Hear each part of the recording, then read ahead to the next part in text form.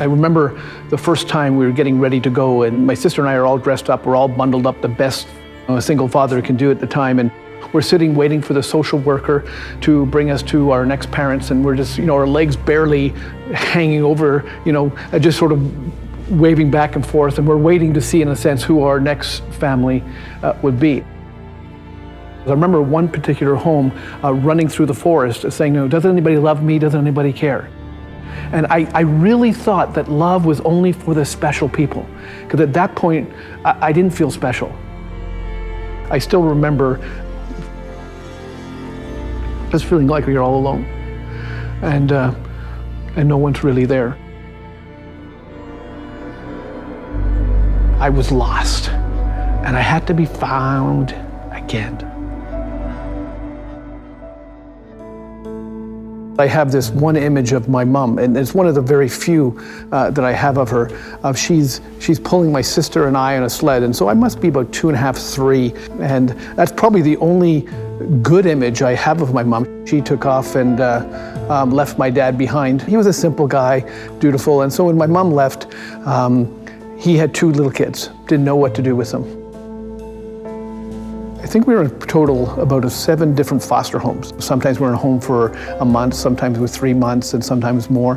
My sister and I were separated. A couple homes we were abused in different ways, and physically and emotionally. The pain was very raw. The emotions were always there. The feelings of rejection, the feelings that you didn't matter, you didn't count.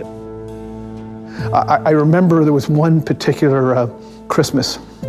I was told that my mom was coming, and I was thrilled. It's probably been about 4 years since I'd seen my mom. I was probably about 6 or 7 at the time, and I was excited, and when you think of it for a moment, I'm excited that I get to see my mom, All I can pull from my tickle trunk is this image of my mom pulling my sleigh, this petite woman, and of course as a kid, the most beautiful woman in the world, and I thought, wow, I wonder what a mom looks like. All of a sudden I hear this, Derrick, and I come running to the door. Well, this lady who stood before me didn't look anything like my mom. I couldn't make any correlation at all. And then she said, this is your mom. And I think that would be one point in my life where if you could hear a heart break, that would be it. It was like all the images I had. I got to see my mom, but this wasn't the mom I had. That was a hard time because I had now a stepfather who didn't really like boys. And unfortunately, in some ways, like girls too much. And so we had that hardship taking place in our own family. And so my mom became a real alcoholic, had gained a lot of weight, and so we moved. And so it was a hard time. It was a hard time. I took a rope, I hung it in my room, and I was tired of being laughed at. I just couldn't deal with the rejection anymore. I couldn't deal with the beatings. I have 2 scars here where my friends took my face and decorated the back of a bus with it. I wanted to give up, and I hung the rope up thinking that was the solution. And I remember staring at it. It seemed like forever, and I looked at it, and I got closer and closer and closer, and then I broke down and really cried for hours. And I remember, I can't even do this. And I stopped and I looked at the ceiling and I said, God, you're my last chance.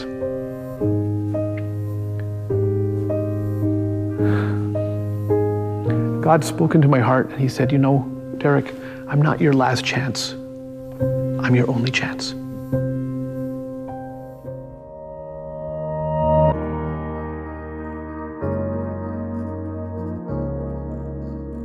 When you discover love, when you discover hope, your life totally changes. And for me, all of a sudden, it was like this immediate calling. And I just remember this feeling that I want to make a difference in someone's life, because there's something about feeling like that you have no place to go, no direction.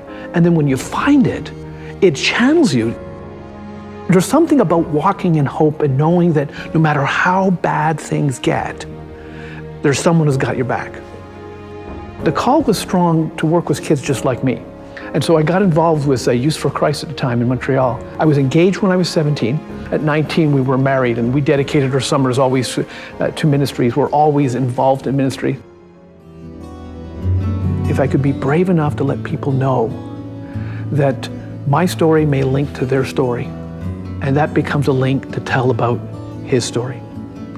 And I've realized that we all given stories and we all have tough times, but I've begun living everlasting life. I have a relationship with Jesus Christ, and sometimes it's tough, and sometimes I cannot control the relationships around me. I can really only dedicate myself, and my purpose is Christ. All you can do is really trust. And sometimes like the little kid just holding on to the Father's hand, saying, you know what, I'm just going to hold your hand. For me, discovering love again is I realize God is love. And when you know what love is, it's easy to rebuild.